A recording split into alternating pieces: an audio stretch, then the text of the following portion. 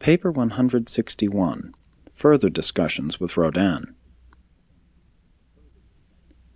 On Sunday, September 25, A.D. 29, the Apostles and the Evangelists assembled at Magadan.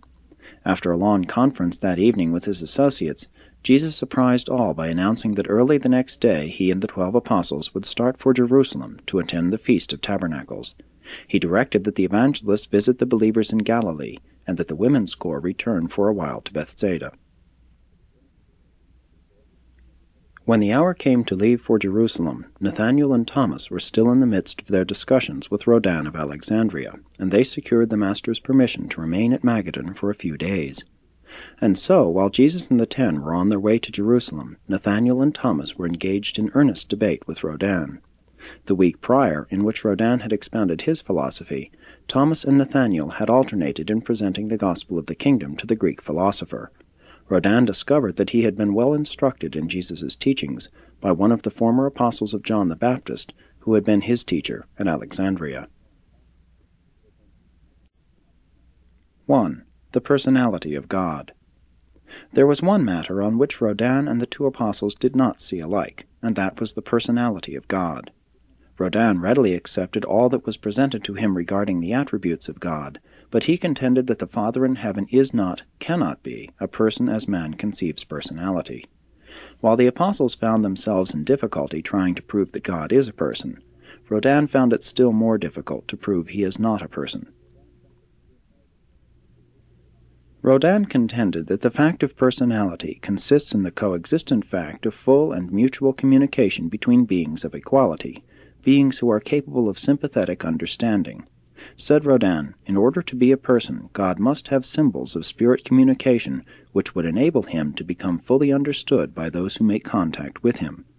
But since God is infinite and eternal, the creator of all other beings, it follows that, as regards beings of equality, God is alone in the universe. There are none equal to him. There are none with whom he can communicate as an equal. God indeed may be the source of all personality, but as such he is transcendent to personality, even as the Creator is above and beyond the creature. This contention greatly troubled Thomas and Nathanael, and they had asked Jesus to come to their rescue, but the Master refused to enter into their discussions. He did say to Thomas, "It matters little what idea of the Father you may entertain, as long as you are spiritually acquainted with the ideal of his infinite and eternal nature." Thomas contended that God does communicate with man, and therefore that the Father is a person, even within the definition of Rodin. This the Greek rejected on the ground that God does not reveal himself personally, that he is still a mystery. Then Nathanael appealed to his own personal experience with God, and that Rodin allowed, affirming that he had recently had similar experiences. But these experiences, he contended, proved only the reality of God, not his personality. By Monday night Thomas gave up, but by Tuesday night Nathanael had won Rodin to believe in the personality of the Father, and he effected this change in the Greek's views by the following steps of reasoning. 1. The Father in paradise does enjoy equality of communication with at least 2 other beings who are fully equal to himself and wholly like himself, the Eternal Son and the Infinite Spirit. In view of the doctrine of the Trinity, the Greek was compelled to concede the personality possibility of the Universal Father. It was the later consideration of these discussions which led to the enlarged conception of the Trinity in the minds of the 12 Apostles. Of course, it was the general belief that Jesus was the Eternal Son. 2. Since Jesus was equal with the Father, and since this Son had achieved the manifestation of personality to his earth children, such a phenomenon constituted proof of the fact and demonstration of the possibility of the possession of personality by all 3 of the Godheads, and forever settled the question regarding the ability of God to communicate with man and the possibility of man's communicating with God. 3. That Jesus was on terms of mutual association and perfect communication with man, that Jesus was the Son of God. That the relation of Son and Father presupposes equality of communication and mutuality of sympathetic understanding, that Jesus and the Father were one. That Jesus maintained at one and the same time understanding communication with both God and man, and that, Since both God and man comprehended the meaning of the symbols of Jesus' communication, both God and man possessed the attributes of personality, insofar as the requirements of the ability of intercommunication were concerned. That the personality of Jesus demonstrated the personality of God, while it proved conclusively the presence of God in man. That two things which are related to the same thing are related to each other.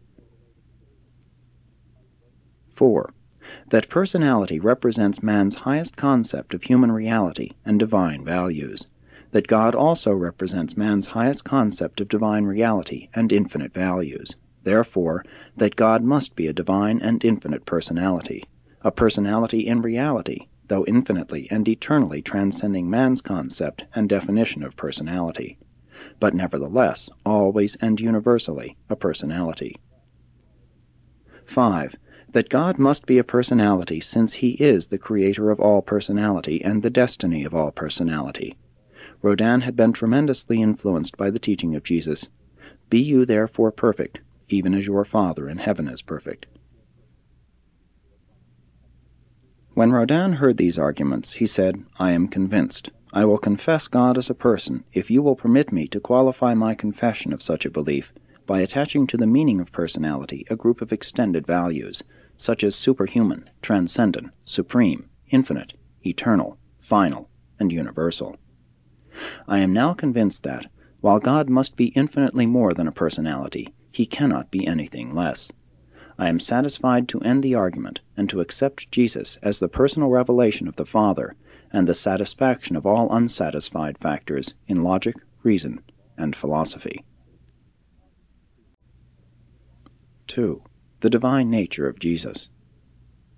Since Nathanael and Thomas had so fully approved Rodin's views of the gospel of the kingdom, there remained only one more point to consider: the teaching dealing with the divine nature of Jesus, a doctrine only so recently publicly announced.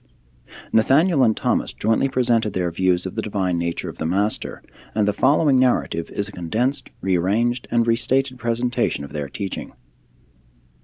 1. Jesus has admitted his divinity, and we believe him. Many remarkable things have happened in connection with his ministry, which we can understand only by believing that he is the Son of God as well as the Son of Man. 2. His life association with us exemplifies the ideal of human friendship. Only a divine being could possibly be such a human friend. He is the most truly unselfish person we have ever known. He is the friend even of sinners. He dares to love his enemies. He is very loyal to us. While he does not hesitate to reprove us, it is plain to all that he truly loves us.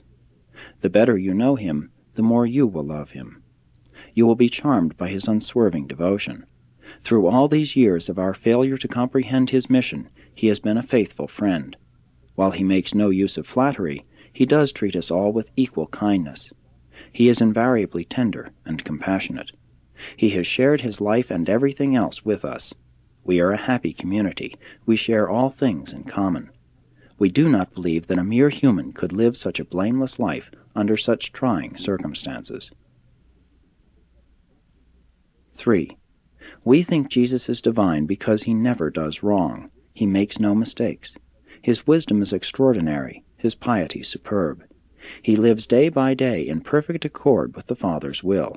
He never repents of misdeeds because he transgresses none of the Father's laws. He prays for us and with us, but he never asks us to pray for him. We believe that he is consistently sinless. We do not think that one who is only human ever professed to live such a life. He claims to live a perfect life, and we acknowledge that he does. Our piety springs from repentance, but his piety springs from righteousness. He even professes to forgive sins, and does heal diseases. No mere man would sanely profess to forgive sin. That is a divine prerogative. And he has seemed to be thus perfect in righteousness from the times of our first contact with him. We grow in grace and in the knowledge of the truth, but our Master exhibits maturity of righteousness to start with. All men, good and evil, recognize these elements of goodness in Jesus. And yet never is his piety obtrusive or ostentatious. He is both meek and fearless. He seems to approve of our belief in his divinity. He is either what he professes to be, or else he is the greatest hypocrite and fraud the world has ever known.